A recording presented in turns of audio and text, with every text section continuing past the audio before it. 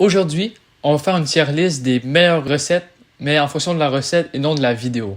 C'est-à-dire on va prendre compte seulement le goût. Aujourd'hui, nous allons faire des crêpes maison. Un déjeuner ou un dîner vraiment versatile. En effet, on peut autant mettre du sirop d'érable que des saucisses. Dans un bol, mélangez la farine, le sucre et le sel.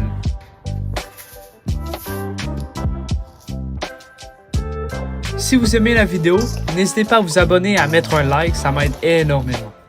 Faire un puits dans le milieu du bol. Ajoutez les œufs, une demi-tasse de lait et la vanille. Bon, le concept du puits est un peu raté, mais c'est pas grave. Si vous souhaitez faire une crêpe plus salée, enlevez la vanille et mettez moins de sucre. Mélangez pour incorporer la farine au mélange. Même si le mélange n'est pas complètement homogène, ce n'est pas grave puisque nous allons ajouter du liquide. Ajoutez le reste du lait graduellement.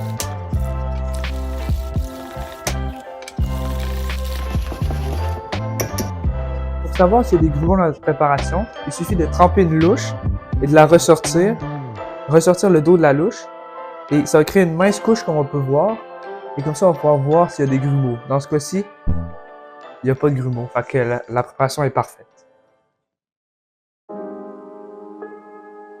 Faire fondre le beurre et l'incorporer dans le mélange.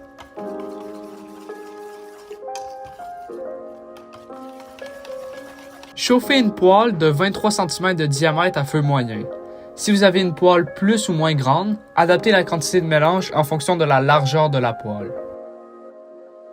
Lorsque la poêle est chaude, badigeonnez de beurre le fond de la poêle avec un pinceau. Après avoir fait les crêpes, le pinceau ne sert à rien. Mieux vaut faire tourner la poêle pour que le beurre se déplace partout. J'ai utilisé le pinceau qu'une seule fois, juste pour la vidéo. Pour chaque crêpe, versez 45 ml de mélange. Faire pivoter la poêle pour répartir le mélange partout dans la poêle.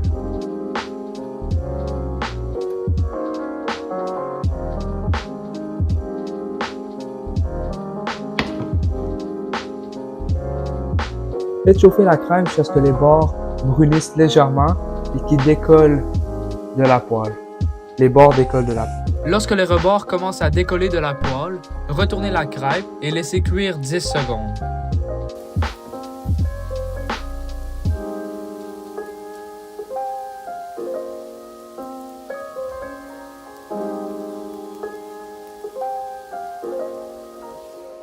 Puisque les crêpes se refroidissent facilement, chauffez le four à 200 Fahrenheit et déposez une assiette.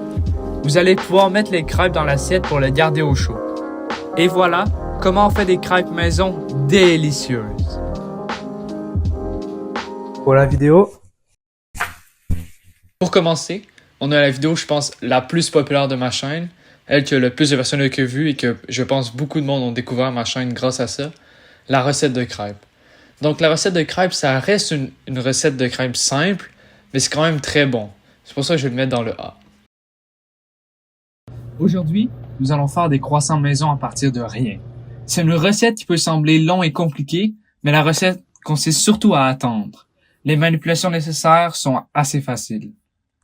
La vidéo va être séparée en 5 parties. La pâte, le beurrage, le pliage, le façonnage et la dorure. Commençons par la base, la pâte feuilletée. Dans un bol, diluez la levure dans l'eau et le lait.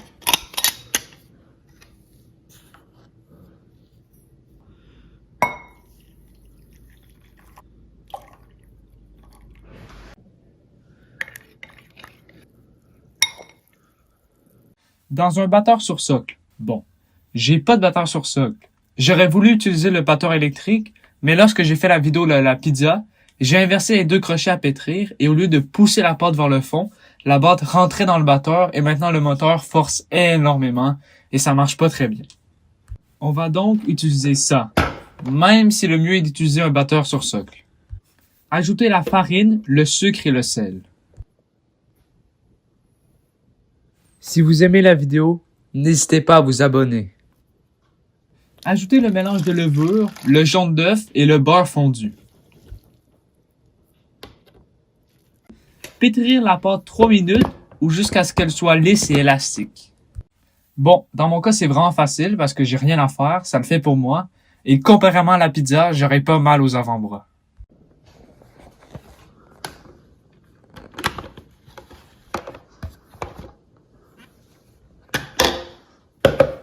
Former une boule. Mettre dans un bol et couvrir de pellicule plastique. Laisser lever la pâte 1 heure dans un endroit tiède et humide ou jusqu'à ce qu'elle double de volume. Pour ma part, je vais la mettre dans mon garde-robe, mais un bon endroit serait dans un four, la lumière allumée, avec une tasse d'eau très chaude. Maintenant, passons au beurrage. On doit couper une demi-livre de beurre en 12 morceaux. Pour ce faire, on peut soit utiliser une livre de beurre entière et sur l'emballage, il va être déjà écrit la quantité, donc on va prendre la moitié parce que c'est une livre. Mais sinon, une livre de beurre, c'est 226 grammes. Pendant que la délicieuse pâte gonfle, placez la demi-livre de beurre séparée en 12 cubes dans un sac hermétique carré de 27 cm sans le refermer. À l'aide d'un rouleau à pâtisserie, tapotez le beurre pour le détendre. Ensuite, l'abaissez pour qu'il prenne les dimensions du sac. Fermez le sac et placez-le au réfrigérateur.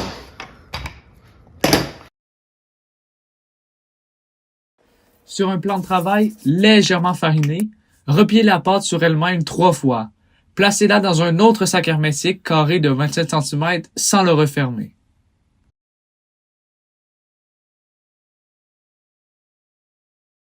À l'aide d'un rouleau à pâtisserie, abaissez la pâte afin qu'elle prenne la dimension du sac.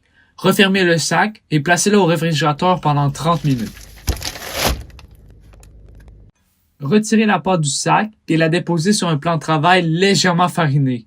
Retirez également le beurre du sac.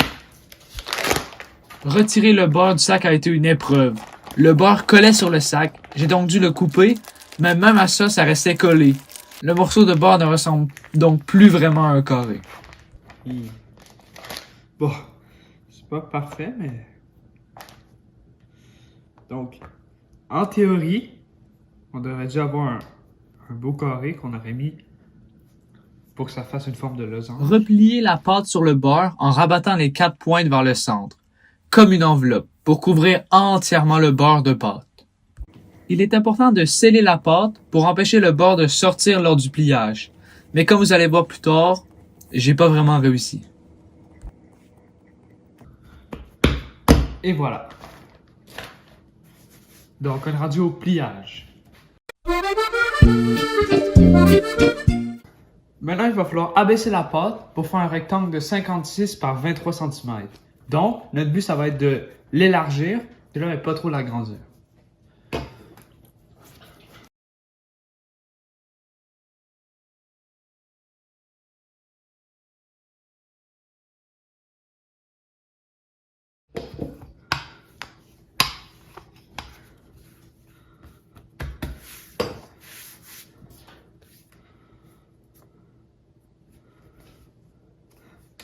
Parfait. Bon, là, j'ai juste prié qu'en le retournant, le bord n'est pas sorti de la... Oh, c'est parfait. On va couper pour que ça fasse un beau rectangle. Ça, c'est quand même bon, mais moi, j'en pas trop parce que ça donne mal au ventre. Et moi, il est 8h30 du matin, ça fait que je vais pas en manger.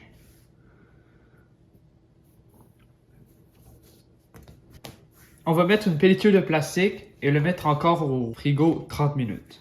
J'ai eu beaucoup de difficultés jusqu'à ce que je me rende compte qu'il reste des étapes avant de la mettre la pâte au frigo.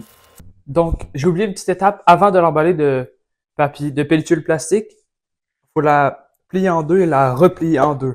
Et là, on l'emballe de papier plastique puis on l'envoie dans le réfrigérateur. Là, il faut refaire la même étape une deuxième fois. Ensuite, passons au façonnage. Sur un plan de travail légèrement fariné, abaissez la pâte à nouveau en un rectangle de 56 par 23 cm. Coupez la pâte en 4 rectangles égaux. Coupez ensuite chaque rectangle en 2 longs triangles.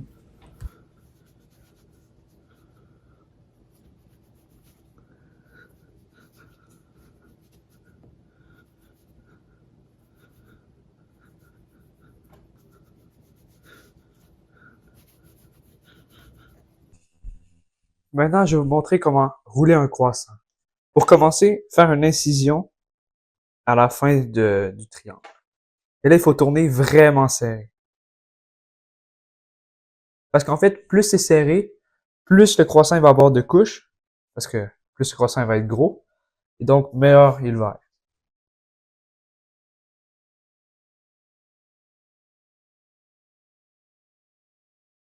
être. Inquiétez-vous pas, s'il est vraiment petit, il va gonfler, parce qu'on va le mettre 1h15 sur une plaque. Pour enlever l'excédent de farine, parce que quand vous allez goûter, ça va pas être très bon, vous pouvez utiliser un pinceau et juste badigeonner sans rien. Déposez les croissants sur une plaque tapissée de tapis de silicone ou papier parchemin en les espaçant.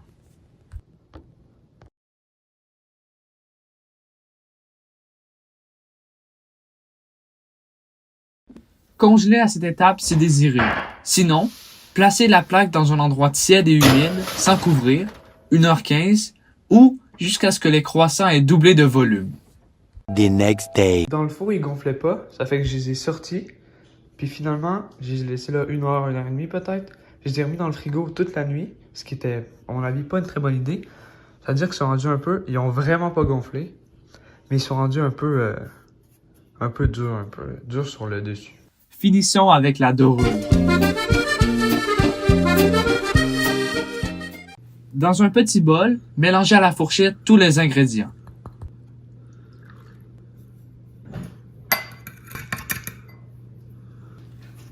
À l'aide d'un pinceau, badigeonnez complètement la pâte de dorure.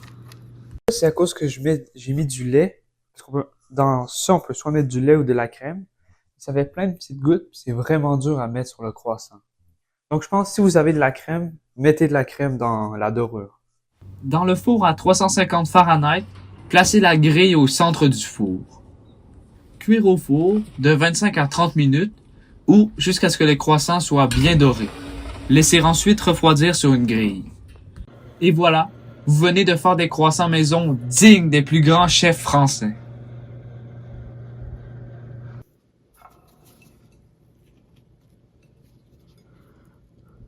On a une création magnifique des Français, les croissants. La recette était bien feuilletée, mais je trouvais qu'il manquait quelque chose. Je pense qu'elle n'a pas totalement levé, donc les croissants n'ont pas tellement grossi. Donc c'est un peu dense. C'est pour ça que je vais le mettre dans le B.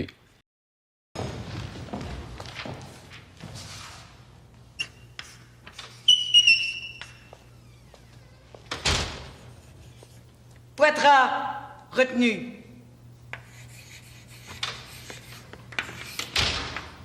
Brunel. Vous achetez toujours des chaussons aux pommes au McDonald's, mais aujourd'hui on en fait des meilleurs, moins chers et plus santé.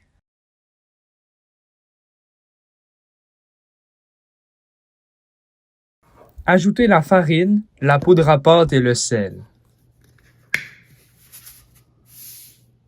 Mélangez les ingrédients secs ensemble. Ajoutez le lait et le beurre. Maintenant, passons à l'étape que je redoute le plus. Mélanger avec nos mains.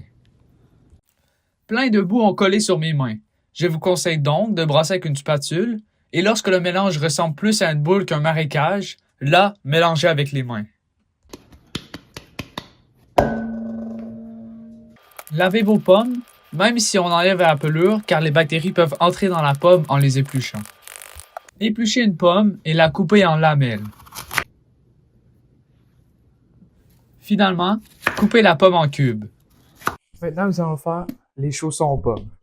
Pour ce faire, coupez la pâte en deux et à l'aide d'un rouleau à pâtisserie, aplatir la pâte pour un rectangle pour en faire 4 chaussons.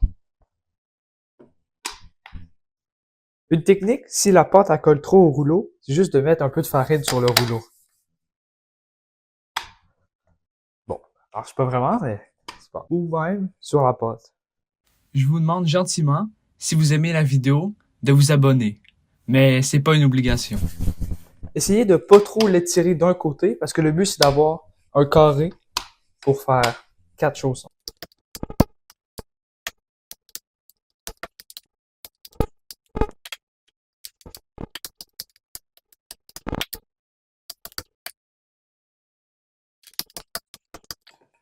À mon avis, bon, j'ai pas encore fait la recette, mais on peut laisser la croûte assez mince parce qu'on a mis beaucoup de poudre à pâte, donc ça devrait pas mal lever. Mais en même temps, c'est la première fois que je fais la recette, alors ça veut pas dire.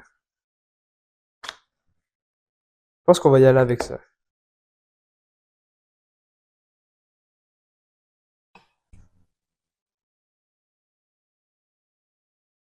La moitié d'une pomme coupée en cubes.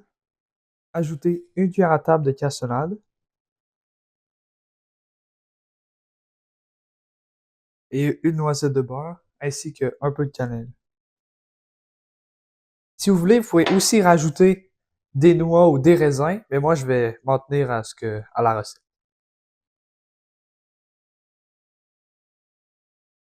Pour ce faire, on peut soit plier avec les doigts comme je viens de faire, ou encore mieux, pour faire un beau motif, avec une fourchette.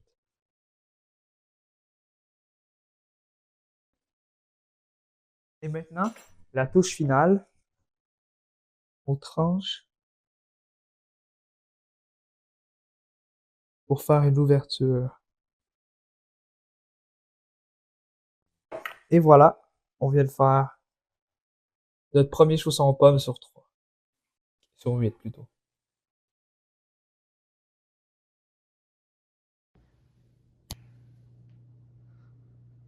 Cuire au four à 350 Fahrenheit pendant 30 minutes ou jusqu'à ce que les chaussons soient dorés.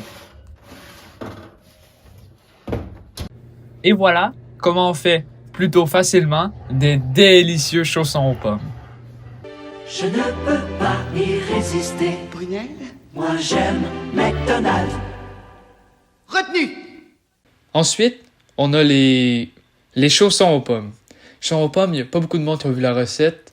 Et la recette, quand je fais la vidéo, la pâte était assez farineuse. Donc je vais le mettre dans le D. C'est pas la meilleure recette. C'est pas elle que je vous conseille de faire. Peu de trucs se font en 1 minute, mais ce gâteau en fait partie. Dans une tasse d'une contenance d'environ 250 ml, ajoutez la farine, la cassonade, le cacao et la poudre à pâte. Bien mélanger. Bon, j'ai pas vraiment mélangé, j'ai juste rajouté le reste après, donc pour mélanger, ça a été un peu plus dur, mais ça affecte pas tant la recette. Ajoutez le lait, l'huile et la vanille. Vous ajoutez les pépites de chocolat. Vous avez 2 options. Soit vous les ajoutez directement, et lorsque vous brassez, elles vont se trouver partout dans le gâteau. Soit vous attendez et les ajoutez après brasser pour qu'elles se retrouvent sur le dessus. Avec une fourchette, brassez délicatement jusqu'à ce que la pâte n'ait plus de grumeaux. Assurez-vous de bien brasser, même jusqu'au fond, parce que des fois il peut rester un peu de farine. Cuire le gâteau au micro-ondes pendant 45 secondes. Sortir du micro-ondes et laisser reposer 5 minutes car le gâteau est vraiment chaud. C'est pas supposé ressembler à ça vraiment, mais en vrai, c'est pas super. Ensuite, il y a les mug cakes. Les mug cakes, c'est une recette parfaite pour les gens qui ont vraiment faim mais qui n'ont pas beaucoup de temps de cuisiner ou qui ont juste pas envie de cuisiner. Mais ça reste que c'est une recette rapide, mais c'est clairement pas la meilleure recette niveau goût. Pour ça, je vais le mettre dans le C. Aujourd'hui, nous allons faire une mousse au chocolat au lait dans des petites verrines. Sa texture onctueuse et son goût riche en chocolat en font un véritable délice. Donc là, je vais vous réaliser la ganache. Nous allons commencer par hacher 170 g ou 6 onces de chocolat. Nous allons faire un bain-marie. Pour ce faire, bouillir de l'eau dans une casserole et déposer un bol sur le dessus lorsque l'eau bout. Faire un bain-marie permet de garder la température constante et de ne rien brûler. Ajoutez le chocolat au lait haché préalablement, le beurre et 30 ml de crème. Brassez jusqu'à ce que le chocolat soit bien fondu.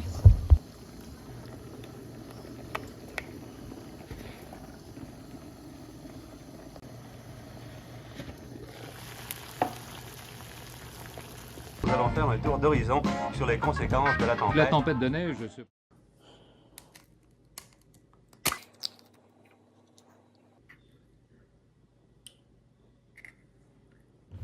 Dans un autre bol, fouettez les blancs d'œufs avec le sucre au batteur électrique jusqu'à la formation de pics fermes. En d'autres termes, montez les blancs en neige. Si vous aimez la vidéo, n'hésitez pas à vous abonner et à mettre un like. A few moments later. Ça fait à peu près 10 minutes, puis je sais pas si on peut voir là, mais Ça a rien fait, genre, c'est pas du tout en blanc. Mais peut-être parce qu'il y avait un peu de jaune, fait que je vais refaire des blancs d'œufs.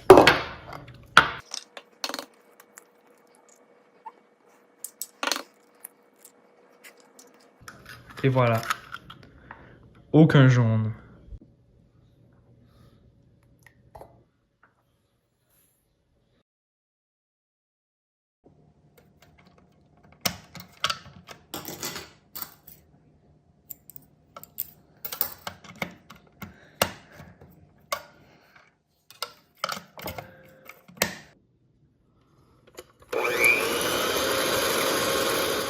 Je sais pas si on peut voir, mais on a réussi à faire des pics. De crème. Dans un autre bol, fouettez le reste de la crème, ou environ 2/3 de tasse de crème, avec le batteur électrique, jusqu'à ce qu'elle fasse des pics. Encore une fois, on a les pics qui sont formés. La mousse, on ne l'aime pas des masses. Au pied de nos arbres, sur nos marches, sur nos tuiles. Ajoutez les jaunes d'œufs au mélange du chocolat tiédi et bien mélanger à l'aide d'un fouet. À l'aide d'une spatule, incorporez les blancs d'œufs délicatement en repliant la préparation sur elle-même. Incorporez la crème fouettée de la même façon jusqu'à ce que le mélange soit homogène.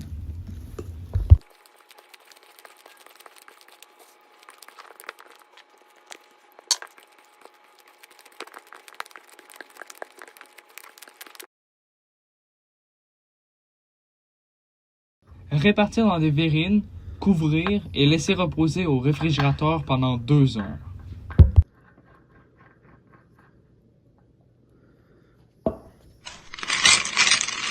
Et voilà comment on fait une mousse au chocolat riche et onctueuse. Ensuite, on a la mousse au chocolat. Alors la mousse au chocolat, avant, j'avais jamais goûté de mousse au chocolat, c'est la première fois que j'en faisais. Je trouve ça vraiment pas bon. Bon. À ce moment, j'aimerais vous parler du brownies et vous montrer des belles images, mais ça s'est pas passé comme prévu. Tout semblait beau jusqu'à ce que je les cuise. Mais restez jusqu'à la fin pour savoir ce qui s'est passé, mais la recette reste vraiment bonne. Pour commencer, avec un couteau éminceur. Bon, pour ma part, c'est pas un couteau éminceur, mais un couteau éminceur veut juste avoir une lame un peu plus arrondie pour mettre un meilleur mouvement de balancier. Mais un couteau de chef, ça fait parfaitement bien.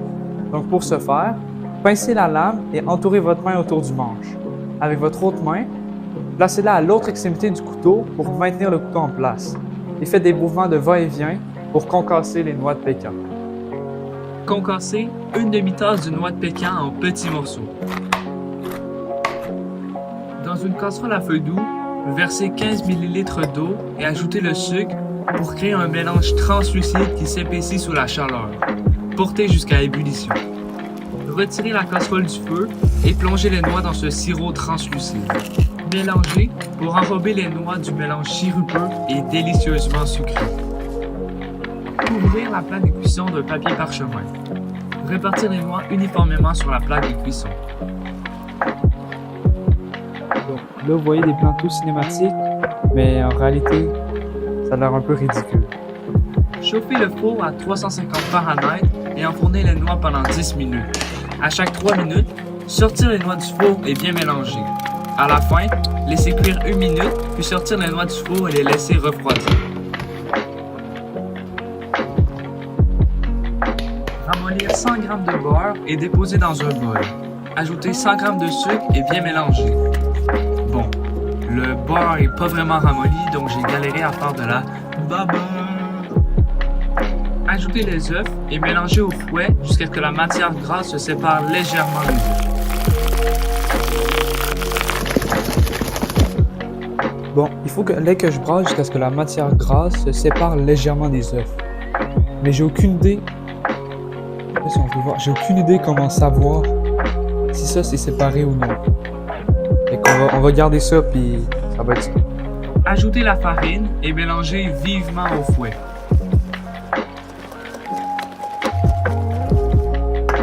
Nous allons faire un bain-marie. Non, pas du tout. Pour cette recette, c'est juste inutile. On a seulement besoin de mettre 100 g de chocolat au micro-ondes et c'est tout. Ajoutez le chocolat fondu et bien mélanger. Si vous aimez la vidéo, n'hésitez pas à vous abonner et à mettre un like.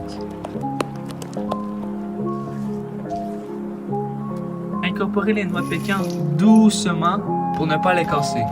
Bon, c'est pas très délicat, mais j'avais pas vu ce détail lorsque j'ai fait la recette. Déposez un papier parchemin dans un bol en vitre de 20 par 20 cm. Même s'il ne veut pas rester dans le fond, ce n'est pas grave puisqu'en ajoutant la préparation, vous allez abaisser le papier parchemin pour qu'il prenne la forme du moule. Enfournez à 350 Fahrenheit pendant 20 minutes.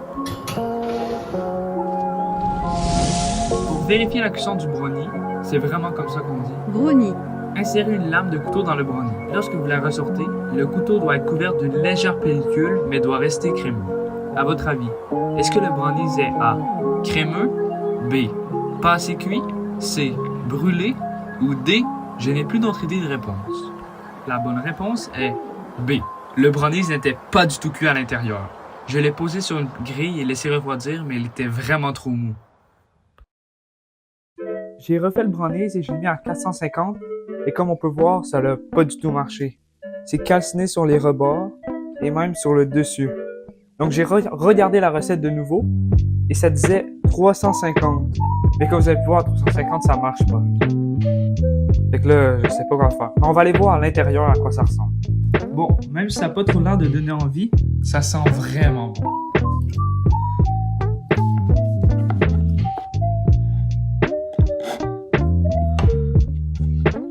Oh, c'est pas si pire en vrai.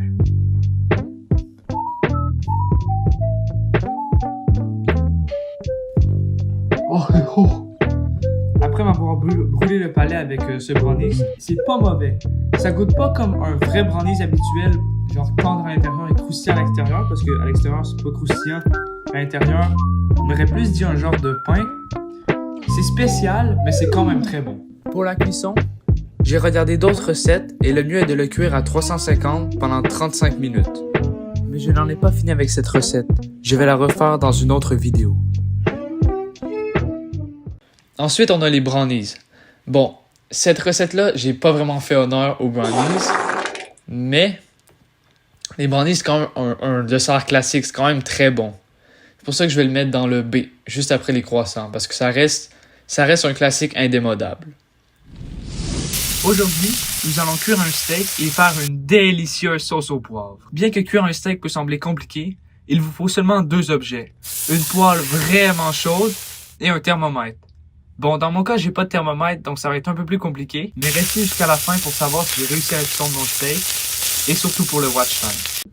Avant même de cuisiner, vous devez sortir votre steak 30 minutes à l'avance.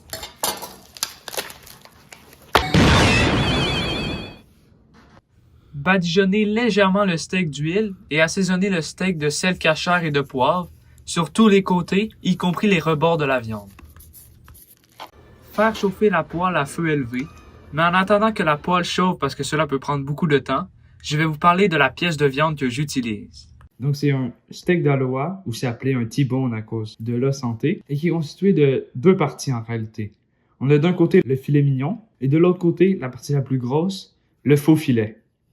Donc quand on achète un T-bone, ce qu'il faut regarder, c'est la grosseur du filet mignon, parce que la viande de qualité est de ce côté-là, mais celle-là n'est pas mauvaise non plus. Et aussi, ce qu'on appelle le persillage, c'est-à-dire les traces, on peut dire, de gras dans la viande. Par exemple, ici, sur le côté, quand on va le cuire, ça va rester intact. Tandis que les traces de viande ici, eux, ils vont fondre dans la viande, ce qui va donner un goût incroyablement tendre à la viande. Pour savoir si la poêle est chaude, versez quelques gouttes d'eau. Si la poêle est assez chaude, l'eau ne va pas immédiatement s'évaporer, mais va former des bulles. Déposez le T-bone dans la poêle et faire cuire 7 minutes. Retournez la viande et faire cuire l'autre côté 4 minutes. Ou jusqu'à ce que la température interne atteigne 125 degrés Fahrenheit pour un steak mi-saignant. Ça, c'est dans un monde idéal. Car en réalité, la viande allait calciner sur les côtés et le centre n'avait pas encore de croûte. Je me suis donc dit que j'allais la retourner. Et puisque je n'étais jamais satisfait de la croûte, je l'ai retournée sans cesse jusqu'à avoir cette magnifique croûte. Retirez la poêle du feu et transférez le steak sur la planche à découper. Emballez dans du papier d'aluminium et laissez reposer 5 minutes. Si vous aimez bien la vidéo, n'hésitez pas à vous abonner et à mettre un like. Dans la même poêle, à feu moyen, déglacez avec un alcool fort, préférablement du brandy, mais j'ai que du cognac. Grattez le fond pour aller chercher toutes les saveurs. Cuire 1 minute en remuant. Ajoutez le bouillon de bœuf et réduire de moitié, soit environ 2 à 3 minutes.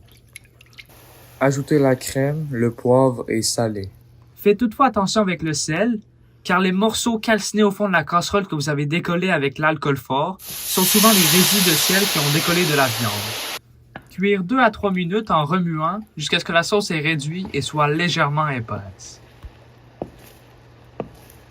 Pour une meilleure présentation, versez la sauce dans une saucière.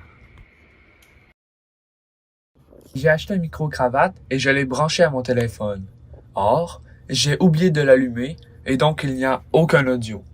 J'expliquais comment couper le T-bone, je vais donc vous l'expliquer en voix off. En réalité, c'est plutôt simple. Il suffit seulement de faire tenir le steak sur l'os et de couper en suivant l'os pour séparer la viande de l'os.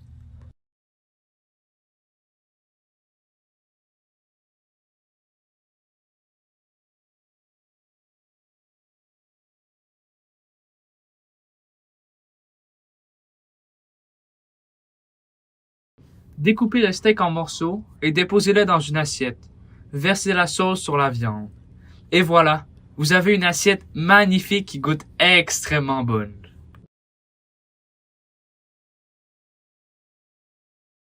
Ensuite, on a le steak au poivre. Je ne sais pas si vous avez déjà mangé un steak bien apprêté, bien saignant avec une sauce au poivre, mais il n'y a rien de meilleur. C'est vraiment une très bonne recette. La recette en tant que telle, c'est plutôt simple et classique, mais le goût est vraiment bon. Aujourd'hui, nous allons faire un poulet cacciatore, une spécialité italienne à partir de vin, de champignons et de légumes, auquel nous ajoutons de la sauce tomate pour lier le tout. Finalement, nous ajouterons de la viande.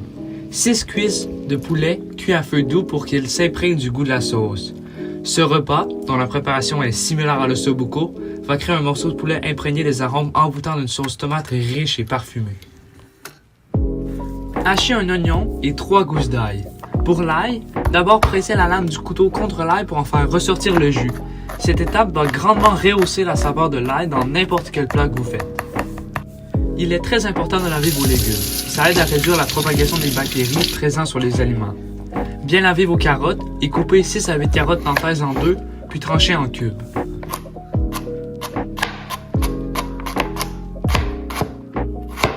Coupez en tranches un casseau de champignons préalablement lavé.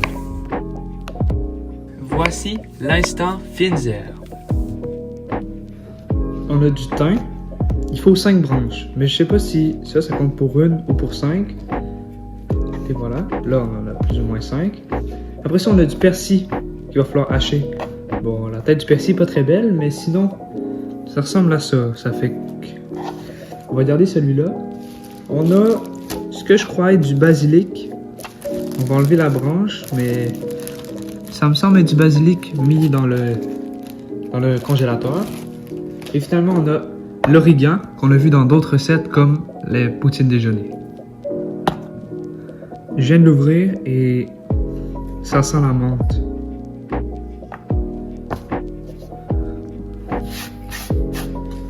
J'ai trouvé le basilic. Ouais, ça sent le basilic.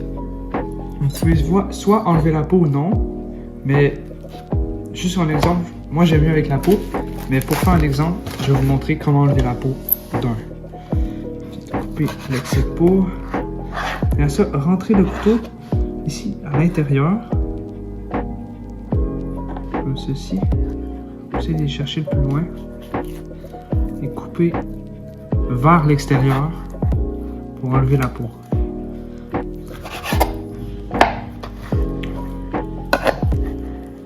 Pour cette recette, je vais utiliser des cuisses de poulet, mais vous pouvez tout autant utiliser des poitrines ou des hautes cuisses de poulet, ou même du lapin.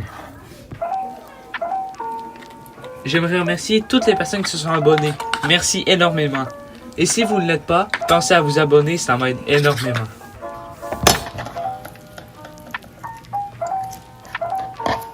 Et voilà, un beau poulet désossé. Faites attention de ne pas couper trop de gras, parce que à quelque part, c'est ça qui donne le goût à la viande. Dans une gigantesque casserole, versez une cuillère à soupe d'huile, Si les 6 cuisses de poulet ne rentrent pas dans une seule et même casserole, utilisez 2 casseroles et séparez tous les ingrédients en 2. À feu moyen, commencez par dorer les cuisses de poulet de 2 à 3 minutes de chaque côté. Dans mon cas, il ne rentre que 5 cuisses de poulet dans la poêle, même si elle est immense, mais c'est pas grave. Je vais dorer la dernière cuisse de poulet toute seule, et pour le reste de la cuisine, ça n'aura pas d'importance, car les cuisses vont être submergées dans la sauce, et ce ne sera plus le fond de la poêle qui va faire cuire les cuisses, mais plutôt la sauce. Retirez les cuisses dorées de la poêle.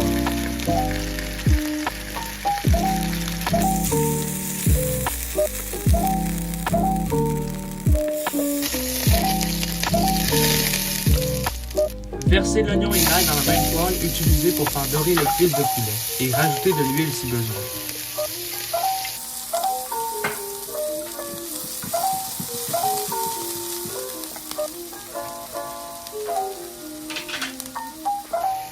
Salé et poivré. Bon, là j'ai commencé à paniquer car les oignons et l'ail ont commencé à catiner. J'ai essayé de baisser le rond mais il continuait de trop brûler. J'ai donc immédiatement ajouté les carottes, mais il est mieux de laisser chauffer l'ail et l'oignon encore 1 minute. Ensuite, pas dans mon cas car j'ai déjà ajouté les champignons et les carottes, mais ajoutez-les et cuire en remuant de 3 à 4 minutes et si besoin, rajoutez un filet d'huile d'olive. J'ai découvert des vins dans des boîtes de carton, mais je prends surtout ça car j'ai rien d'autre. En réalité, je prends surtout ça car mes parents ne veulent pas que j'utilise une bouteille de vin rouge pour cuisiner. Mais une bouteille de carton, c'est parfait pour ma recette car il me faut 1 tasse. Vous pouvez ajouter du vin rouge ou du vin blanc. Il y a 2 cas. Traditionnellement, dans le nord, on ajoute du vin blanc et dans le sud, du vin rouge. À vous de choisir votre camp. Pour ma part, je vais acheter du vin rouge pour déglacer. Ensuite, grattez le fond pour aller chercher toutes les saveurs. Ensuite, ajoutez le reste des ingrédients. Je commence par hacher les tomates broyées et la pâte de tomate et je mélange pour créer une sauce. Ensuite, j'ajoute le poulet tout en essayant de submerger au maximum chaque morceau.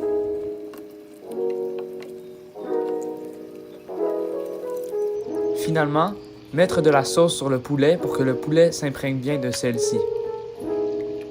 Finalement, le moment fines herbes.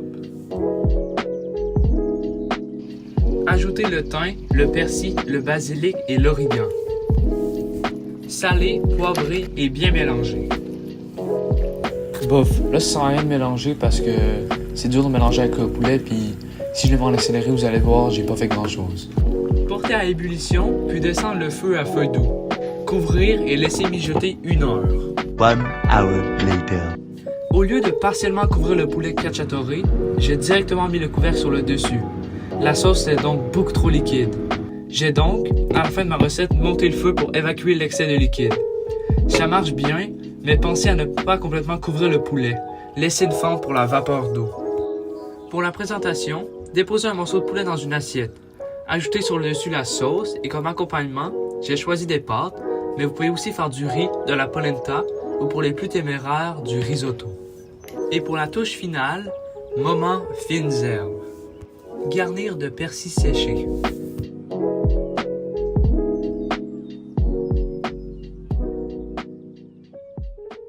Ensuite, on a le poulet cacciatore. Donc, ça, c'est une recette un peu spéciale parce que c'est à peu près 2 heures, mais c'est vraiment facile. C'est quand même long, mais c'est facile parce qu'on met tout dans un plat, on attend 2 heures, après c'est prêt. Niveau goût, c'est vraiment bon. Puis en plus, il y a l'odeur. Parce que puisque ça prend 2 heures, ça cuit lentement. Puis là, la cuisine se remplit d'arômes. C'est un atout pour cette recette-là qui est vraiment bonne. Je pense que je vais le mettre avant les crêpes même. Aujourd'hui, nous allons préparer des côtes levées maison en faisant une marinade sèche et une sauce barbecue maison. Si vous êtes prêts, mettez votre tablier et suivez-moi dans la cuisine. Avant de mélanger tous les ingrédients pour faire la marinade, vous devez d'abord moudre 1 cuillère à thé de poivre. Pour ce faire, vous pouvez soit utiliser une poivrière et récolter le poivre, mais ça va être long, compliqué et ça va être dur de tout récolter parce que ça va se s'épandre. Pour ma part, je vais utiliser un mortier, ce qui est beaucoup plus facile.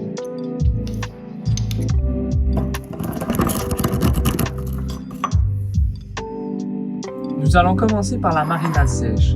Dans un bol, mélangez la cassonade, la poudre de chili, le sel et la poudre d'oignon. Un jour, une question. L'esclavage moderne des enfants. Pourquoi des fois, on utilise de la vitre, mais pas toujours?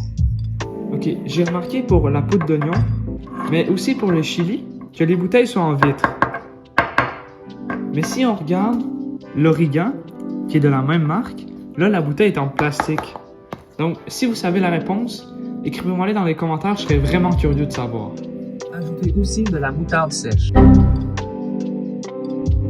Les marques sont rendues vraiment fortes. Hein. Quand tu t'en vas à l'épicerie, t'achètes ça, là tu dis « Ah, il y en a plein ». Mais si on regarde, sur le côté, c'est rempli de moitié. Je l'ai ouvert, j'ai seulement mis ça. J'ai seulement pris ça de ça, c'est nouveau d'aujourd'hui. Finalement, ajoutez le poivre voulu précédemment. Bien mélanger et réservez cette délicieuse concoction. Passons à l'étape suivante. Je vais vous montrer comment enlever la membrane d'une côte levée. Pour ce faire, le mieux n'est pas d'utiliser un couteau qui coupe, mais plutôt un couteau à beurre. Essayez de l'insérer entre le premier et le deuxième os pour revenir jusqu'à l'extrémité. Entre la membrane qu'on peut voir ici et le morceau de viande. Si vous aimez bien la vidéo, n'hésitez pas à vous abonner et à mettre un like.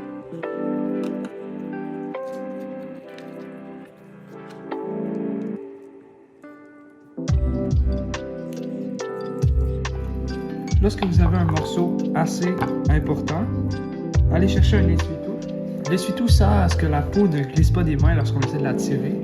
Et comme je viens de dire, tirez la membrane pour la faire décoller du morceau de la côte levée. Et voilà comment on enlève la membrane d'une côte levée.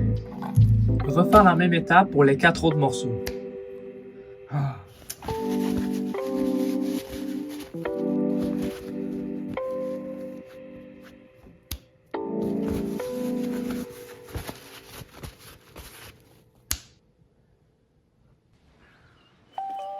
Placez ensuite les côtes sur une plaque. Saupoudrez généreusement la marinade sur les deux côtés. N'oubliez pas de frotter chaque côté pour bien imprégner la marinade dans la viande.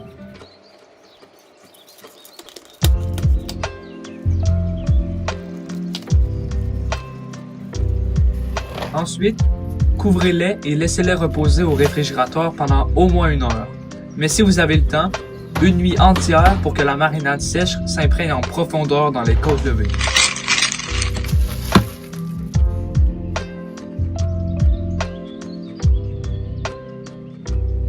Préchauffez votre four à 170 Celsius ou 325 Fahrenheit. Une fois que le four est prêt, emballez vos côtes levées dans du papier d'aluminium. Cela va permettre de garder les liquides, ce qui va donner meilleur goût à la viande, en plus de permettre à la viande de cuire uniformément. Enfournez-les 2 heures jusqu'à ce que les côtes levées soient incroyablement tendres. Pendant que nos côtes levées sont au four, passons à la préparation de notre sauce barbecue. Dans une petite casserole, faites revenir les épices dans du beurre pendant 1 minute. Ajoutez ensuite le ketchup, la gelée de pomme, le vinaigre de cidre, la mélasse, la moutarde de Dijon et la sauce Worcestershire. Portez à ébullition et laissez mijoter pendant environ 5 minutes jusqu'à ce que la sauce ait une texture sirupeuse. N'oubliez pas de saler et poivrer selon vos goûts. Une fois les côtes levées cuites au four, préchauffez votre barbecue à puissance moyenne. Huilez la grille et déballez les côtes levées. Grillez-les de 4 à 5 minutes de chaque côté en les badigeonnant avec la moitié de la sauce barbecue. Ça, c'est dans un monde idéal. Le seul problème, c'est que j'habite au Canada, alors mon barbecue ressemble un peu à ça. Je vais donc cuisiner les côtes levées au four. Si vous les faites au four, préchauffez votre four de 400 à 425 Fahrenheit. Badigeonnez les côtes levées avec la moitié de la sauce et gardez le reste pour accompagner par la suite. Faites cuire les côtes levées de 10 à 15 minutes pour bien caraméliser la sauce. C'est là le problème.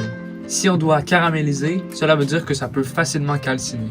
Donc, vers les dernières minutes, vérifiez fréquemment pour que la sauce ne calcine pas. Et merde!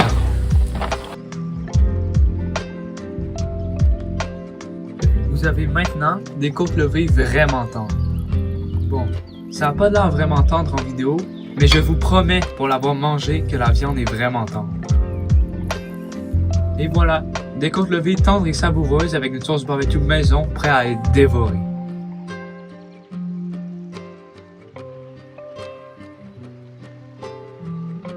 Ensuite, on a les côtes levées. Bon, les côtes levées, on peut voir sur la photo qu'il y a une belle croûte, la sauce a l'air vraiment bonne, mais quand j'ai goûté, quand j'ai fait cette recette-là, en réalité, je pense que j'ai mal cuit mes trucs parce que la viande n'était pas très bonne. Je pense que vous êtes mieux d'acheter des côtes levées, même si c'est un peu cher, en tout cas au Québec, les côtes levées achetées sont meilleures que ça, malheureusement. Mais il faudrait que j'en refasse à un moment donné, peut-être trouver une meilleure recette ou quelque chose comme ça.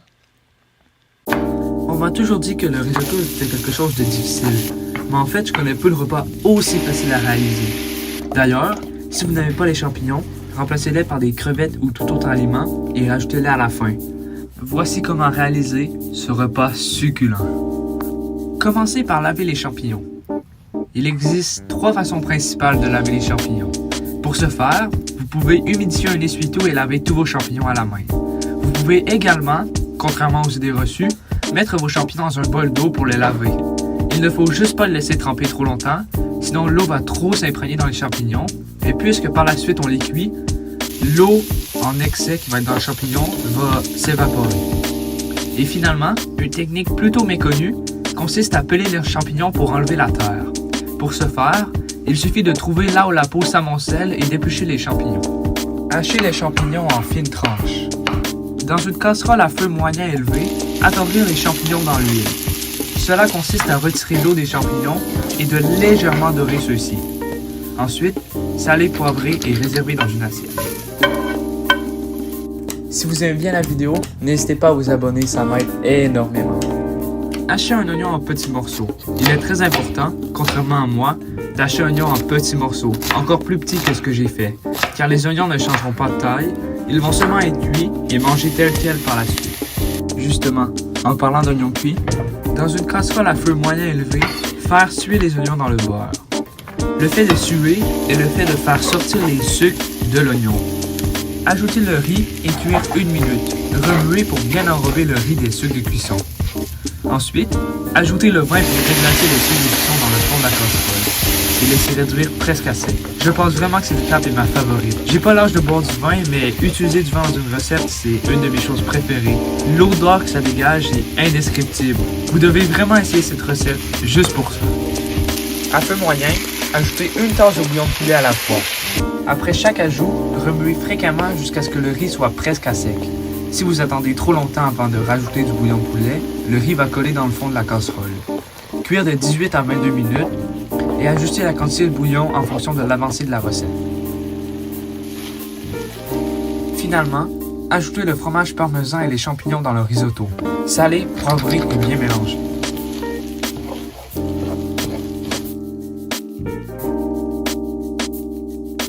Répartir le risotto dans des bols et garnir de parmesan.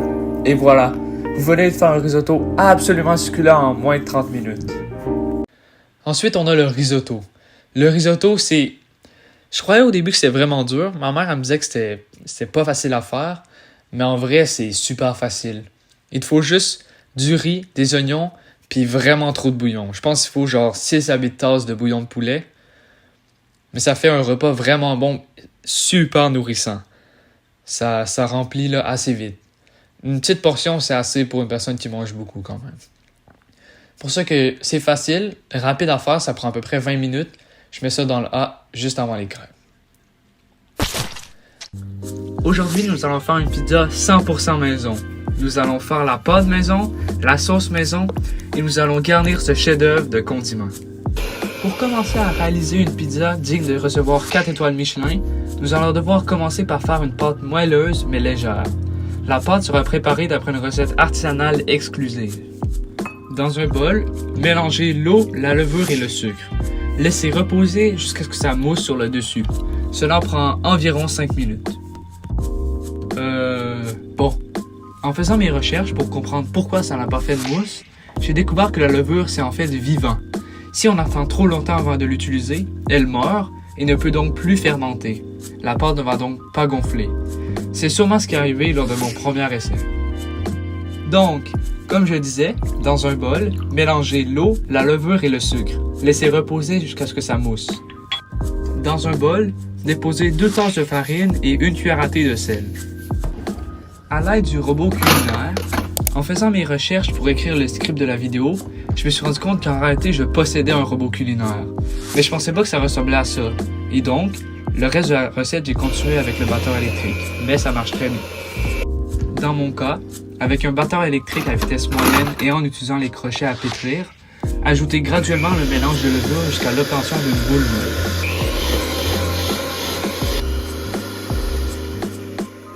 Sur un plan de travail légèrement fariné, pétrez la pâte quelques minutes. Bon là je dis quelques minutes, mais en réalité ça m'a pris vraiment longtemps. J'ai tellement pétri la pâte que j'ai eu des courbatures dans les avant-bras le lendemain. Si vous aimez la vidéo, n'hésitez pas à vous abonner et à mettre un like, ça m'aide énormément. Formez une boule avec la pâte et déposez-la dans un bol légèrement huilé. Couvrir d'un linge et laisser gonfler 30 minutes dans un endroit tiède et humide. Coupez la pâte en 2. Maintenant, vous avez 3 choix. Vous pouvez soit utiliser la pâte immédiatement, ou l'envelopper dans une pellicule de plastique et la laisser réfrigérer pour un maximum de 48 heures. Sinon, congélez-la et elle se gardera de 3 à 4 mois. Pour ma part, je vais directement utiliser la pâte. Je vais préparer 2 pizzas de 20 cm à croûte généreuse. Mais vous pouvez aussi la faire 2 pizzas de 23 cm à croûte mince. Celle-là, j'ai réussi à la rattraper. J'ai réussi à réparer le trou. On peut voir de l'autre côté que pas de trou. Un peu mince, mais ça va. Mais bon, celle-là est quand même cool. One eternity later. Bon, c'est pas l'idéal, mais j'ai refait une boule, je l'ai refait, puis elle est vraiment plus belle. Donc, voici nos deux pizzas. Et maintenant, passons à la sauce. Nous allons faire une sauce à pizza meilleure et moins chère qu'en magasin. Pour commencer, versez 400 ml, ce qui équivaut à une demi-canne de tomates en baie. Écrasez les tomates avec le dos d'une cuillère. Bon, ça marche pas super bien avec la cuillère, mais j'ai lu dans une autre recette qu'on peut les écraser avec les mains. Bon, je dois avouer que ça marche surprenamment bien avec les mains, mais c'est beaucoup plus salissant. Le fait d'écraser les tomates va créer une sauce très liquide. Pour compenser, ajoutez 2 cuillères à soupe de pâte de tomate. Ajoutez 1 cuillère à soupe d'origan séché et 1 demi-cuillère à soupe de sucre, salé et poivré. Ajouter du sucre va permettre de compenser le fait que les tomates sont de basse qualité ou cultivées hors saison. Si vous utilisez de vraies tomates de qualité, il n'est donc pas nécessaire de mettre du sucre. Étaler de la sauce tomate fait maison sur la pizza. Garnir la pizza avec tout ce qui vous tombe sur la main. Pour ma part, ce sera des champignons et du jambon car je n'ai pas de pepperoni. Finalement, garnir de fromage, préférablement du mozzarella. Bon, à ce moment-ci, je pense que je vais me faire des ennemis. Donc si vous êtes italien, vous pouvez quitter la vidéo. Je n'ai pas de four à pizza. Pour ce faire, je vais chauffer mon four à 450 Celsius. Le mieux est d'abord de pré-cuire la croûte de 3 à 4 minutes, mais je savais pas, alors j'ai cuit la pizza pendant 15 minutes jusqu'à ce que le fromage dore sur le dessus. Vous devez toutefois ajuster ce temps en fonction de votre four. Et voilà, par vos propres mains, vous venez de faire un classique de la cuisine italienne, une pizza maison.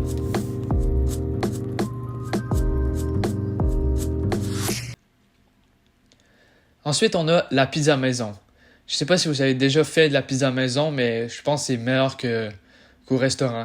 Ça goûte un peu différent, la pâte goûte un peu plus le pain, mais tu peux la personnaliser et la sauce que j'ai faite est excellente. Je vais mettre ça dans le début du B. Et voilà.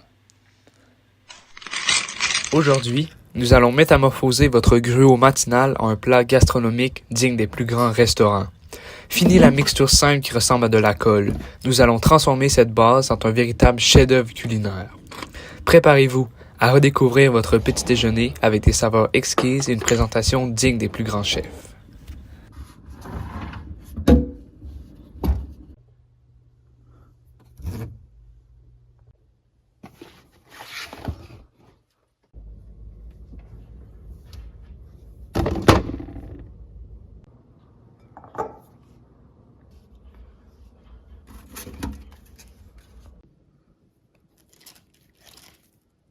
Nous n'allons pas utiliser le micro-ondes, mais plutôt une casserole. Pour commencer, versez une tasse de flocons d'avoine dans une casserole et ajoutez une cuillère à soupe de cannelle. Mais vous pouvez également rajouter du sel et de la cardamome. Faire griller les flocons d'avoine à feu doux jusqu'à ce que vous sentiez les épices. Lorsque c'est le cas, ajoutez graduellement une tasse de lait ou tout autre substitut de lait comme du lait d'avoine qui s'agence parfaitement avec les flocons.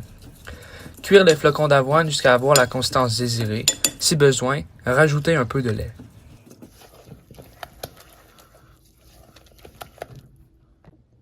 Retirez du feu et ajoutez 2 cuillères à soupe de cassonade et le zeste d'une orange.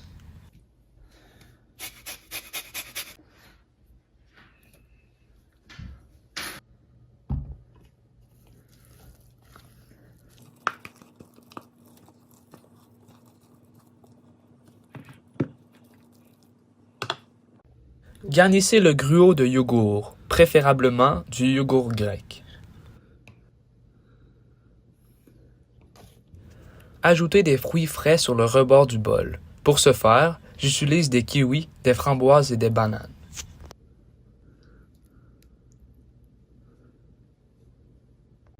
Garnir de céréales concassées ou de noix hachées. Finalement, ajoutez une touche de miel pour un côté sucré. Et voilà, vous venez de transformer votre gruau matinal en un plat gastronomique.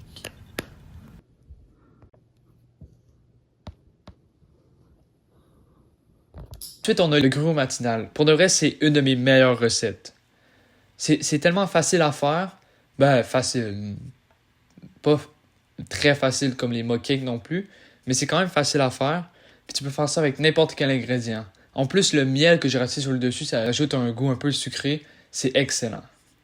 Ça va dans S.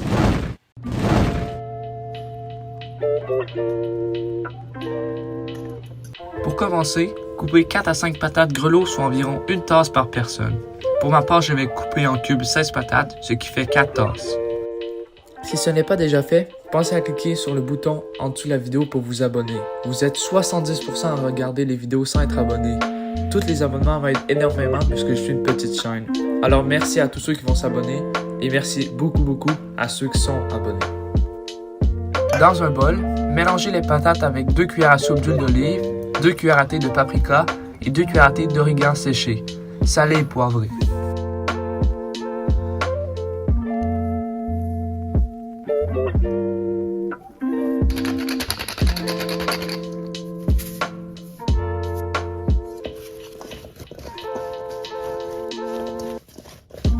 Versez les patates sur une paille de cuisson recouverte d'un papier de parchemin et mettre au four à 400 Fahrenheit pendant 30 minutes.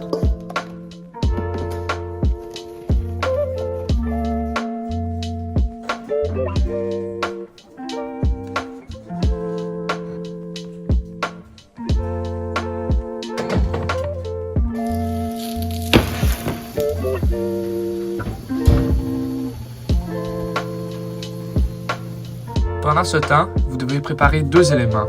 Le premier sera les œufs brouillés. Dans une poêle à feu moyen, faire brouiller 4 œufs. Pour un repas encore plus protéiné, faites d'abord cuire 125 g de tofu avec une cuillère à soupe d'huile d'olive pendant 2 minutes et ensuite ajoutez les œufs.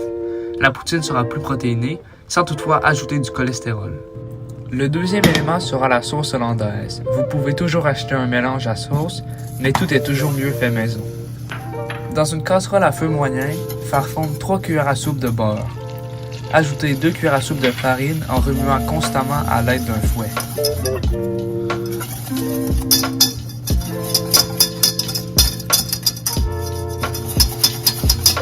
Ajoutez une tasse de lait et 2 cuillères à soupe de vin blanc, puis faire cuire environ 3 minutes. Ensuite, ajoutez le poivre, une cuillère à thé de sel d'ail et une cuillère à thé de poudre d'oignon. Dans un bol, séparez le jaune du blanc d'œuf pour garder 2 jaunes d'œuf. Arrosez les jaunes d'œuf d'un peu de sauce pour éviter qu'ils cuisent. Ajoutez les jaunes d'œuf battus à la sauce et remuez pendant 2 minutes ou jusqu'à la sauce épaississe. Retirez ensuite la casserole du feu. Diluez une cuillère à soupe de fécule de maïs dans 2 cuillères à soupe d'eau froide.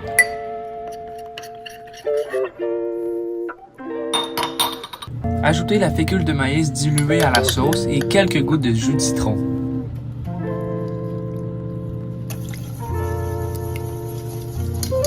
préparer une tasse de fromage cheddar en briques.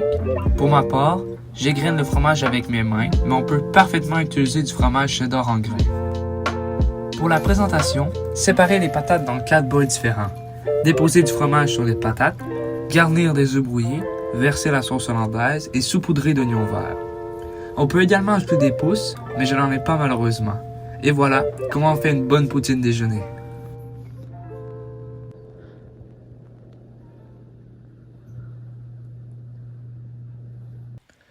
La poutine déjeuner. Ça, c'est les Québécois, ils vont être contents de cette recette-là. Ben, moi, je suis content aussi. C'est spécial un peu parce que c'est des patates déjeuner avec des œufs puis la sauce béchamel. De l'extérieur, je comprends que ça peut avoir de l'air curieux, mais dès qu'on le fait une fois, on est accro. C'est excellent. Ça va aller en A juste après les crêpes. Aujourd'hui, nous allons cuisiner un classique pour cuisiner des bananes très mûres ou enfin utiliser les bananes qui sont restées des années dans le congélateur.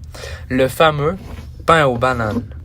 Un des avantages indéniables de cette recette est que plus les bananes sont mûres, meilleur sera le pain aux bananes. En effet, plus les bananes que vous utilisez sont noircies, plus raffiné sera le goût du pain aux bananes.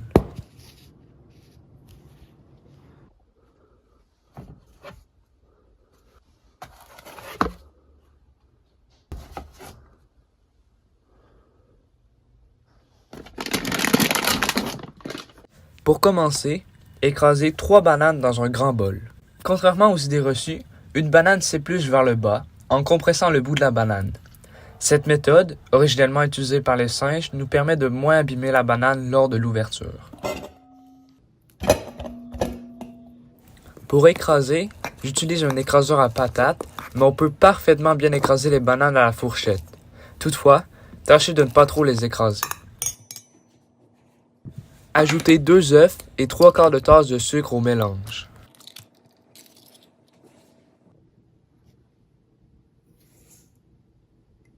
Mélangez jusqu'à ce que la préparation devienne homogène.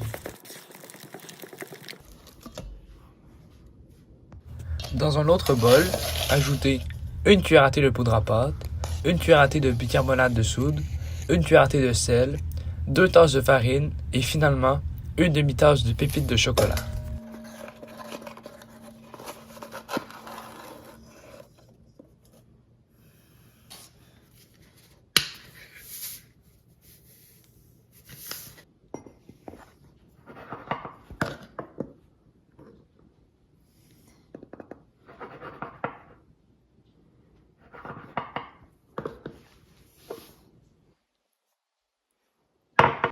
Pour un pain aux bananes plus santé, on peut remplacer les pépites de chocolat par des canneberges, de la noix de coco râpée ou tout ce qui vous passe sous la main.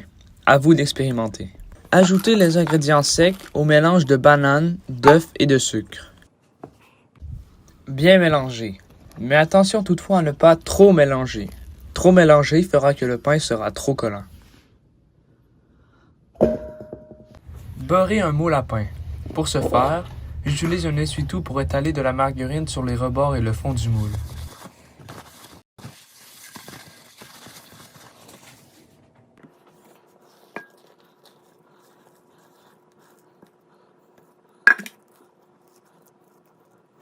Cuire au four pendant 1 heure à 325 degrés. Un pain aux bananes se conserve de 4 à 5 jours à température pièce, mais il peut également être congelé. Dans ce cas, il se conserve de 3 à 4 mois. Pour ce faire, coupez le pain en morceaux et emballez individuellement chaque morceau dans un film plastique. Ensuite, on a le pain aux bananes. Le pain aux bananes, ma tante, j'ai fait découvrir cette recette-là à ma tante. Maintenant, elle en a fait tout le temps. Elle est rendue accro, comme nous, on est accro. Tu fais un pain aux bananes pour une famille de 4, ça disparaît en une journée et demie. C'est super bon. Ça va être, je vais le mettre dans le A, mais au début.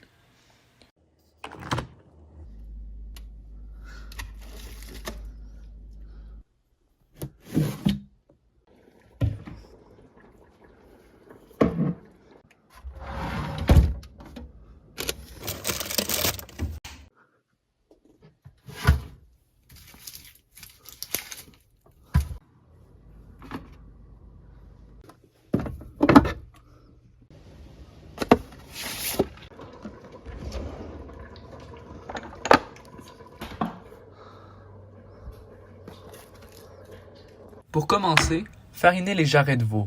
Cela va permettre de créer une belle croûte sur le dessus de la viande, car lors de la cuisson, la farine va absorber la graisse. Attention par contre à ne pas en mettre trop, car ça rendrait la viande trop sèche. Si c'est le cas, il suffit seulement de tapoter la viande un peu pour enlever l'excédent. Dans une casserole ou une poêle à haut rebord, chauffez un peu d'huile à feu moyen vif. Faire cuire la viande environ 2 minutes de chaque côté ou jusqu'à ce qu'elle soit bien dorée. Dans cette étape, veillez à ajouter la chaleur pour éviter une cuisson excessive et garantir une texture parfaitement tendre à l'intérieur. Surveillez attentivement la couleur pour obtenir une dorure uniforme, créant ainsi une base savoureuse pour votre plat.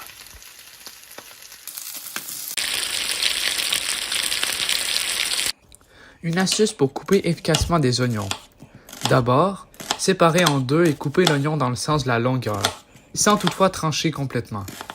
L'oignon sera alors en une seule partie et il suffira seulement de les découper dans sa largeur. Ajoutez les carottes préalablement râpées et coupées en rondelles et les oignons hachés dans la poêle. Faire revenir 2 minutes. Ajoutez le vin pour déglacer. Cela permettra de récupérer des sucres de cuisson, ce qui ajoutera de la saveur au plat.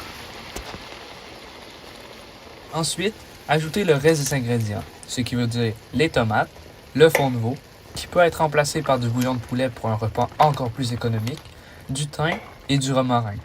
Salé et poivré au goût. Portez à ébullition et réduire le feu. Laissez mijoter 2 heures à mi-couvert ou cuire au four à 350 Fahrenheit pendant 2 heures également. L'ossobuco peut être accompagné de risotto, de pâtes, de polenta ou même de pommes de terre. Ajoutez du persil sec sur mes pâtes pour rendre l'assiette encore plus esthétique. Mais on peut également faire de la gremolata, une persillade italienne que l'on saupoudre sur l'ossobuco.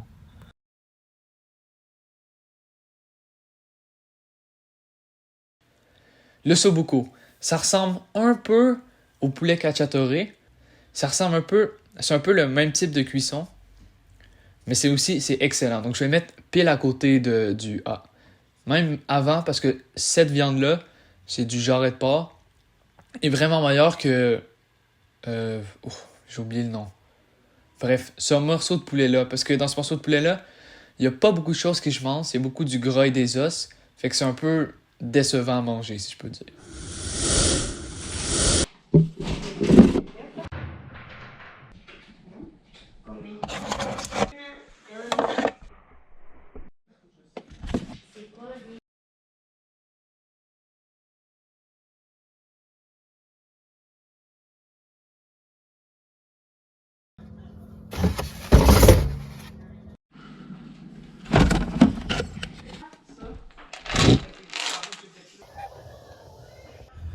Dans un grand bol, mélangez 1 et 1/2 tasse de farine avec 2 cuillères à thé de poudre à pâte.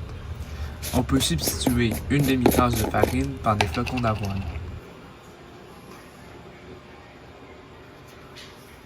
Ajoutez 1 pincée de sel.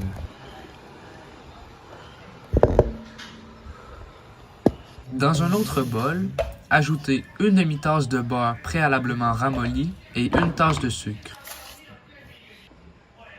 Au batteur électrique, crémez le mélange.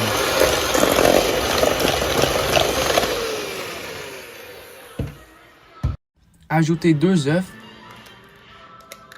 ainsi qu'une cuillère à thé d'essence de vanille. Mélangez jusqu'à ce que la préparation devienne homogène.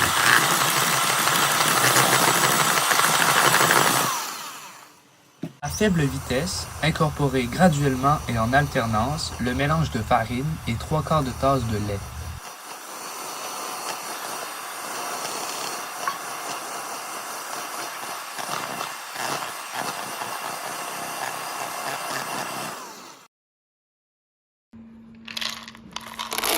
Incorporez 1 tasse de pépites de chocolat avec une cuillère à bois.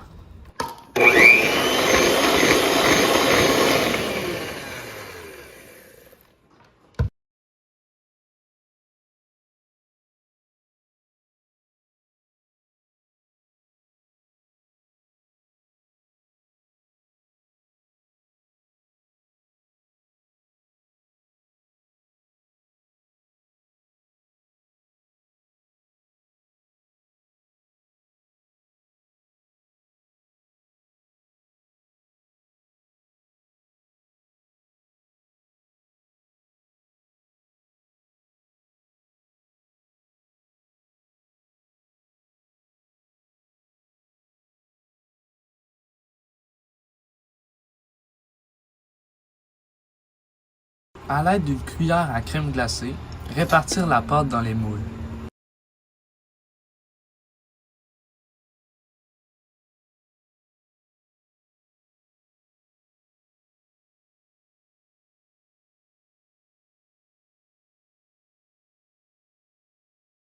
Cuire au four à 400 degrés Celsius pendant environ 20 minutes.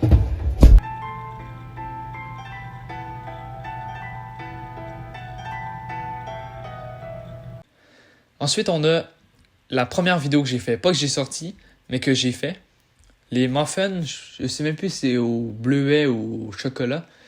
Cette recette-là, les muffins que j'ai fait, j'ai donné à mon cousin. Je pense que c'est à sa fête, mais je suis pas sûr. Je pense qu'il y en avait une douzaine. Ils ont mangé tout en une journée. Donc, j'en ai goûté à un. Ils sont vraiment bons. Donc, même si la vidéo peut peut-être faire un peu mal aux yeux, c'est vraiment une recette que je conseille. Je vais mettre ça.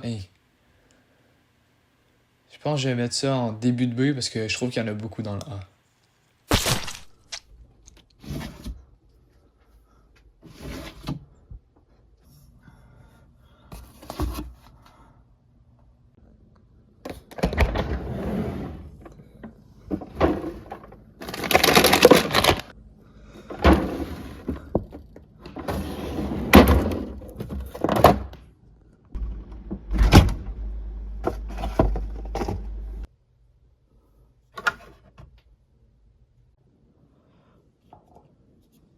Dans un grand bol, mélangez la farine, la poudre à pâte et les amandes.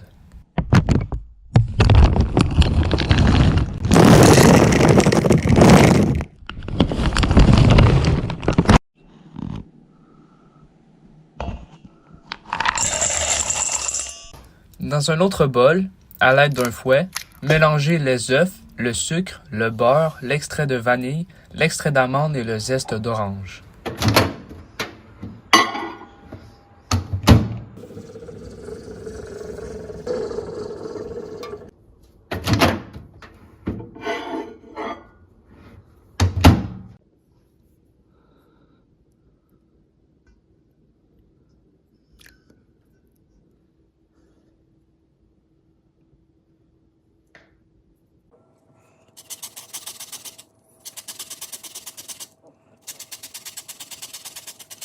Fouettez jusqu'à l'obtention d'une préparation homogène. Versez les ingrédients secs dans la préparation et mélangez jusqu'à ce que la pâte soit molle et collante.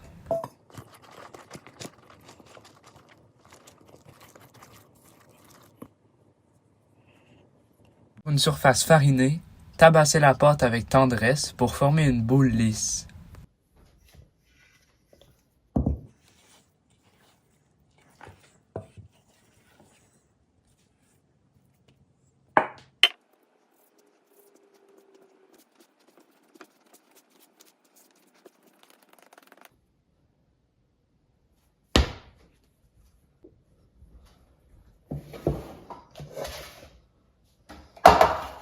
Séparez la pâte en deux et façonnez chaque portion à un rouleau d'environ 30 cm.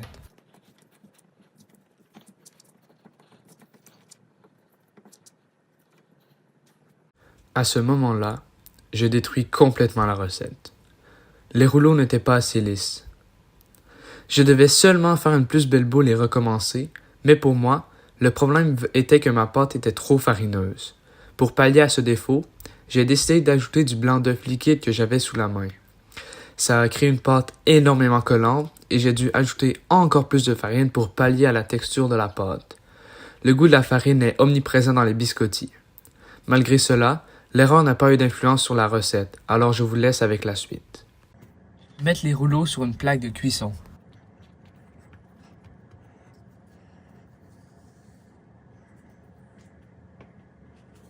Séparez facilement le blanc du jaune d'œuf, cassez l'œuf en son milieu et tentez de retirer le jaune dans un des deux bouts de la coquille.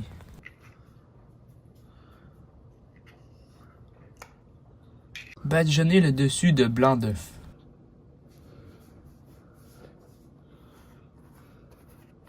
Cuire au four à 350 Fahrenheit pendant 20 minutes. Tirez du four et laissez reposer 5 minutes. Sur une planche à découper, coupez les biscottis en tranches de 3/4 de pouce, ce qui équivaut à 2 cm. Renvoyez les futurs biscottis au four pendant 20 à 25 minutes.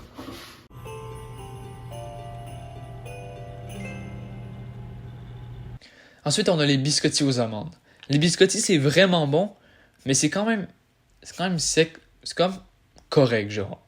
Fait que pour moi, correct, c'est fin B, début C. Alors, je vais le mettre ici.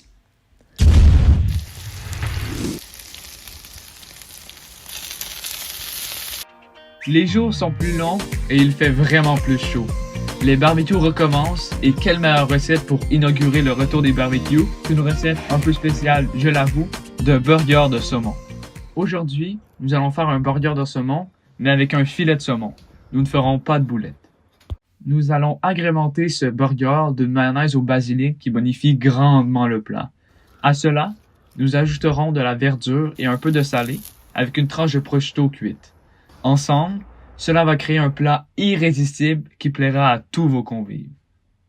Commençons par l'ingrédient clé du hamburger, la mayonnaise. Hachez 1/4 de tasse de basilic frais et 1 cuillère à soupe de ciboulette.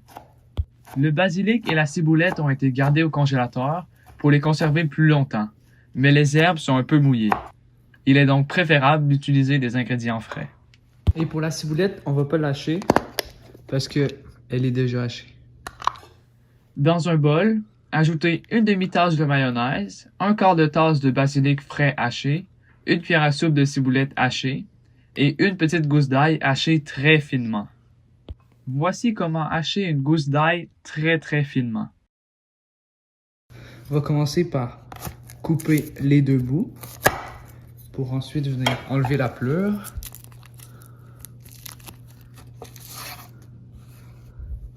Et voilà. Ensuite, on va venir faire des minces lignes très proches, mais sans aller jusqu'au bout. Plus ils sont minces, plus les morceaux ils vont être minces, donc mieux c'est. Fait comme ça, même si on a fait des lignes, ça se tient encore. Je sais pas si on peut les voir. On a fait des lignes, mais pas jusqu'au bout. Ensuite, on va pouvoir venir hacher.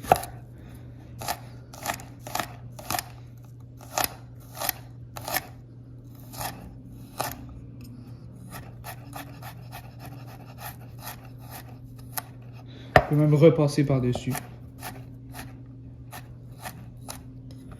Et voilà comment on hache une ail en petits morceaux. Finalement, saler, poivrer et mettre de côté.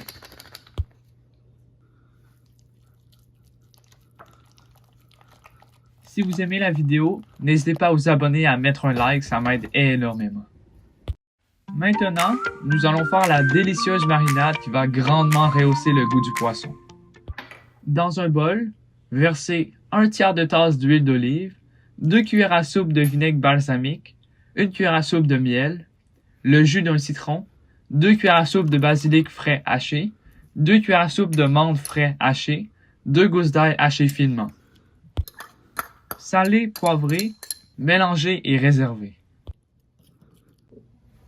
Maintenant, je vais vous montrer comment enlever la peau du poisson. Ben, j'aurais aimé en fait parce que malheureusement, le poisson, la peau a déjà été enlevée. Donc, on va passer à l'étape suivante. Donc là, c'est important de couper des morceaux. Pas, par exemple, comme ça, ce serait pas un bon morceau parce que l'hamburger, il va être jusque là. Ça va dépasser. Mais le problème, c'est que ici, c'est vraiment trop mince. Ça fait que ça, je vais le couper. Inquiétez-vous pas, je vais pas le jeter, je vais le manger. Et on va couper les burgers.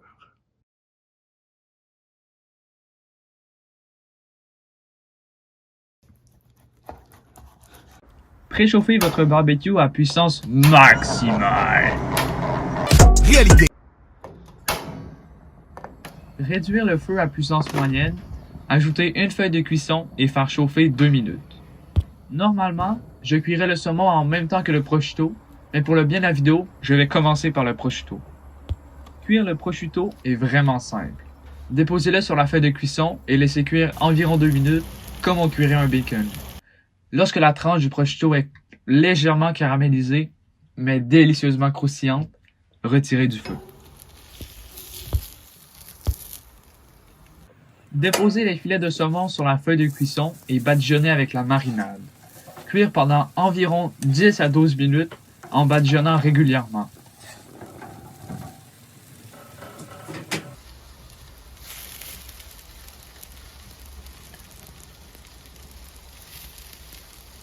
Retirez du barbecue et réservez. Beurrez les pains et les grillez pour qu'ils soient croustillants à l'extérieur, mais moelleux à l'intérieur.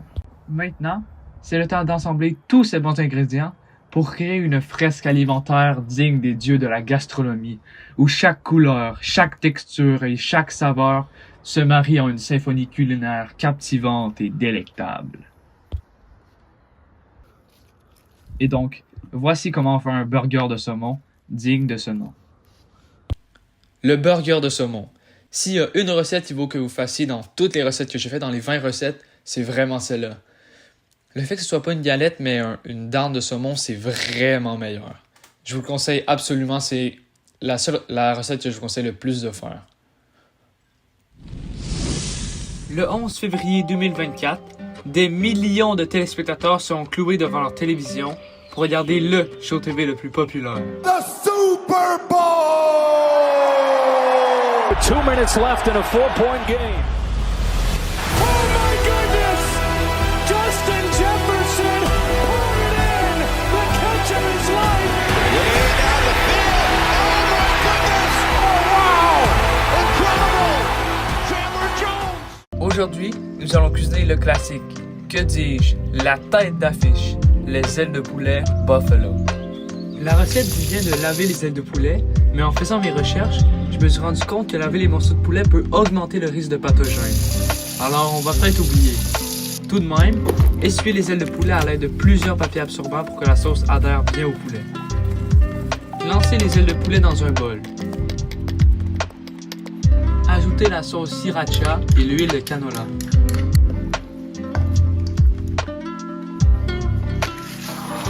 Dans un bol. J'ai l'impression que les recettes avec des ingrédients secs commencent toujours par dans un bol. Fait qu'aujourd'hui, on va faire changement. Dans un verre.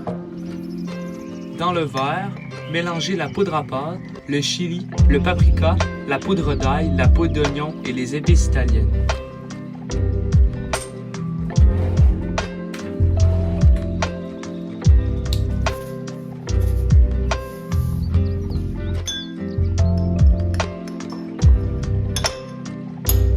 Versez la moitié du mélange sur les ailes et bien mélanger pour que la poudre s'attache aux ailes de poulet.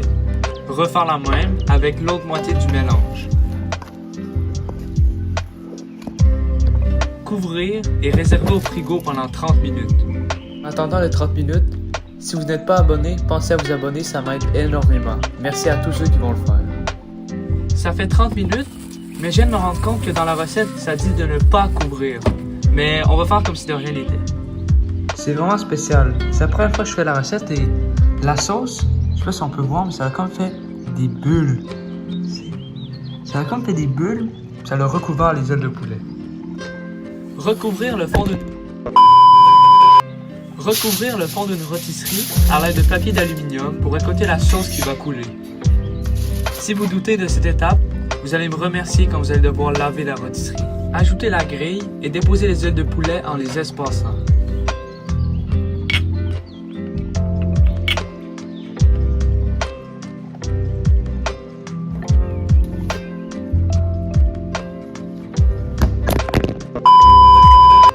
Cuire au four de 40 à 45 minutes jusqu'à ce que les ailes soient bien cuites et croustillantes.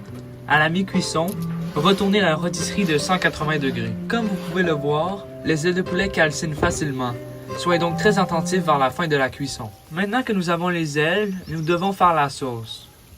Pour l'un des spectacles les plus populaires, bien sûr qu'au menu il y aura la sauce préférée des Américains, la sauce ranch. La sauce ranch vient en réalité d'un plombier qui concoctait cette sauce lorsqu'il allait dans les forêts de l'Alaska. Pourtant, elle ne devint populaire que bien plus tard, lorsqu'il acheta un ranch du nom de Hidden Valley, où il invita ses convives qui furent immédiatement friands de cette sauce. Il décida donc de la commercialiser sous le nom de la sauce ranch Hidden Valley qui existe encore aujourd'hui. Pour commencer la sauce Seemingly Ranch, nous devons faire du bas-beurre. Si vous en avez déjà, vous pouvez l'utiliser, mais pour ma part, je ne savais même pas que ça existait. Pour commencer, versez une tasse de lait et une demi-cuillère à soupe de jus de citron frais. Attendez 5 à 10 minutes jusqu'à ce que le lait caille. 5 minutes later. Finalement, bien brassé. Je ne sais pas si ça a caillé, mais on va utiliser ça pareil.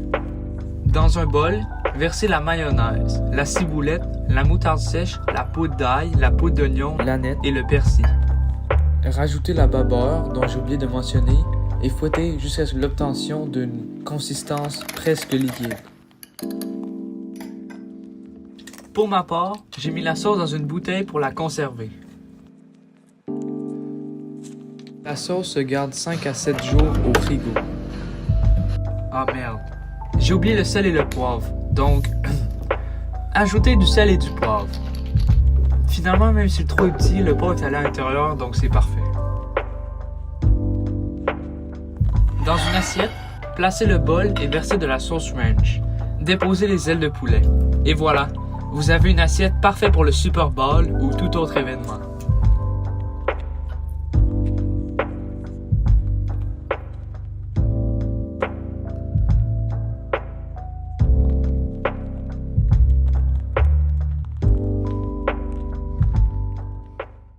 Ensuite, on a les ailes de poulet.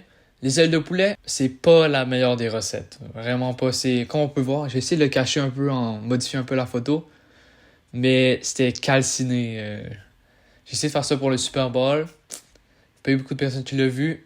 C'était pas très bon. La sauce ranch que j'ai fait à côté était assez bonne, mais les ailes de poulet en tant que telles, c'est vraiment pas la meilleure. Aujourd'hui, nous allons faire le dessert par excellence. Les biscuits aux pépites de chocolat. Traditionnellement, une recette de biscuits aux pépites de chocolat commence par crémer du beurre ramolli avec du sucre. Nous allons faire fondre le beurre pour le dorer. La recette va prendre plus de temps, principalement quand on doit réfrigérer le beurre, mais ça va permettre d'intégrer une note de caramel au beurre qui rend les biscuits moelleux irrésistibles. Dans une casserole à feu moyen doux, faire fondre 200 g, soit une tasse de beurre, et cuire jusqu'à ce que le beurre mousse et brunisse, environ 10 minutes. Le beurre devient brun, car l'eau présente dans le beurre s'évapore et les solides du lait brunissent. Il reste 2 minutes, mais comme vous pouvez voir, le beurre commence déjà à brunir, alors je vais l'arrêter tout de suite. Versez le beurre liquide dans un contenant en verre et laissez figer pendant 1 heure. Dans un grand bol, tamisez la farine, la poudre à pâte et le bicarbonate de soude. Le fait d'utiliser un tamis va permettre aux ingrédients secs de mieux se mélanger, en plus d'enlever les grumeaux et les impuretés. Si vous aimez la vidéo, n'hésitez pas à vous abonner et à mettre un like. Et ensuite, on ajoute le sel, parce que si j'aurais ajouté avant, il n'aurait pas passé dans le tamis. Bon, j'ai laissé 2 heures, fait que ça a quand même fait une couche, si on peut voir. Mais ça sent vraiment bon. Vous ne pouvez pas sentir, mais faites la recette, vous allez voir, ça va sentir vraiment bon. Là, c'est un peu bizarre, genre. Je sais pas si vous voyez. Je pense que ça va être correct si je mets ça comme ça. Versez le beurre de noisette dans un bol et ajoutez la cassonade et le sucre blanc. À l'aide d'un batteur électrique, battez le mélange jusqu'à ce qu'il soit léger et mousseux. Environ 3 minutes. Ça fait à peu près 3-4 minutes que je fais avec le batteur électrique. C'est supposé ressembler à ça. Oh. J'aurais pas dû faire ça, c'est moi qui fais le montage. Bref. Ça ressemble pas vraiment. Fait que je vais vous montrer une technique si ça fait pas la bonne chose, genre. La technique consiste à aplatir dans le fond la préparation, puis après repasser avec le batteur électrique.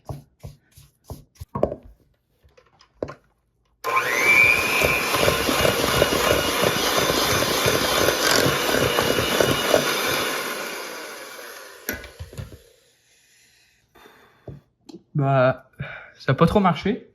Mais à mon avis, c'est à cause que la préparation que j'ai fait au frigo ressemblait à ça.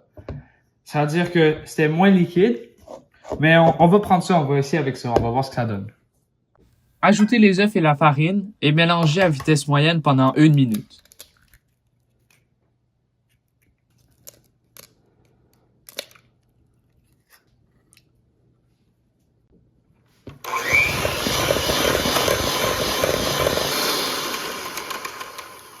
Et voilà.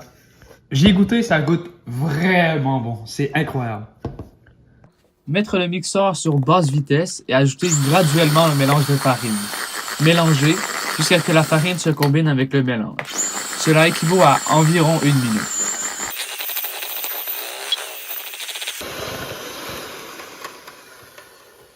Ajoutez une demi-tasse de pépites de chocolat. Vous pouvez aussi hacher du chocolat pour avoir des morceaux plus irréguliers. Avec une cuillère à crème glacée de 45 ml ou 3 cuillères à table, déposez des biscuits sur une plaque de cuisson en les espaçant. Écrasez vos biscuits. Vous pouvez aussi ne pas les écraser, mais avec expérience, ils ne descendent pas vraiment. Si vous ne les écrasez pas, ils vont plutôt ressembler à des biscuits levain, plus hauts et avec de la pâte moins cuite au milieu dans le centre. Un style différent de biscuits, mais qui goûte aussi vraiment bon. À vous de voir.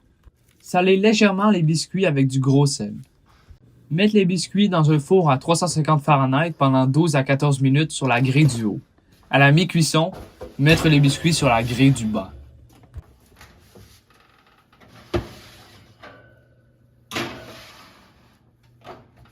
Et voilà, comment on fait des biscuits vraiment bons. Mais la seule façon de savoir le vrai goût est de les faire soi-même.